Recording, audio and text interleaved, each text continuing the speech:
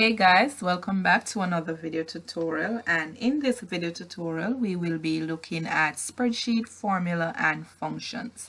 Now a spreadsheet formula refers to a value entry that begins with an arithmetic operator followed by a cell address and then another arithmetic operator.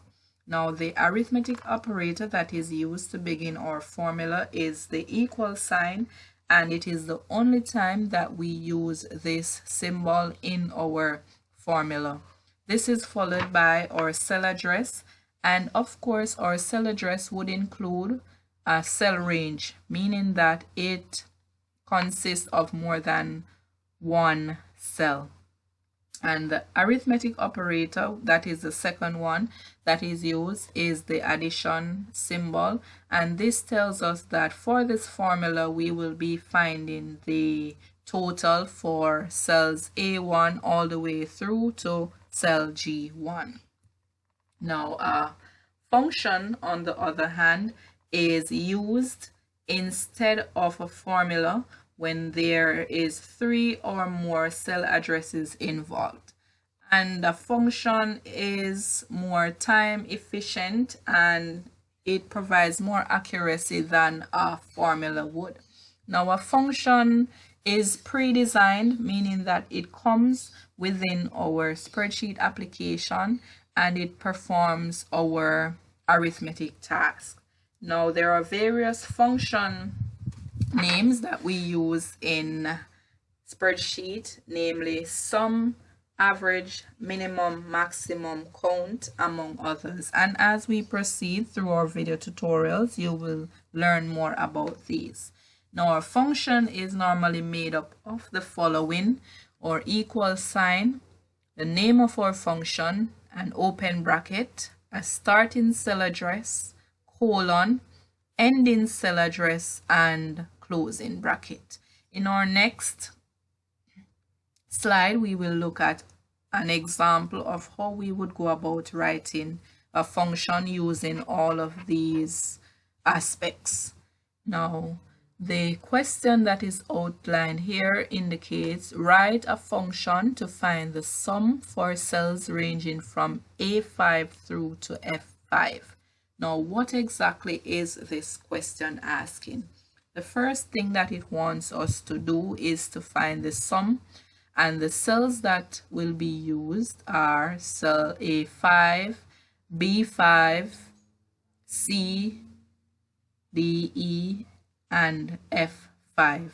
Now, where the function is concerned, we begin with our equal sign followed by the name of the function, and in this case the name of the function is sum because this is what we want to find. The name of the function is followed by our open bracket and then the beginning cell address, which is A5. The colon is simply used to replace our addition sign that was used to add A plus B plus C plus D, E, etc. So our colon makes life easier, which gives us the ability to say that this is adding all of the cells that fall between A5 to F5, and then the F5 here represents our ending cell address, and finally to wrap up our function would be our closing bracket. So now we can go ahead and see a live example of how these come into play. So now I have my spreadsheet application open and I will just be putting some values in the cells for now. In our next tutorial, we will look deeper into our functions and formula. So in cell A1, I'm going to put the month of January, 2nd February, and March. So we have 3 months that we are collecting some money for. So let's say grocery for January amounted to $2,000, and February it went to $2,500. For March, it went to 1,900. Now, these would represent our cell address. So as you can see, the first cell address is cell A2, followed by cell B2, and then cell C2.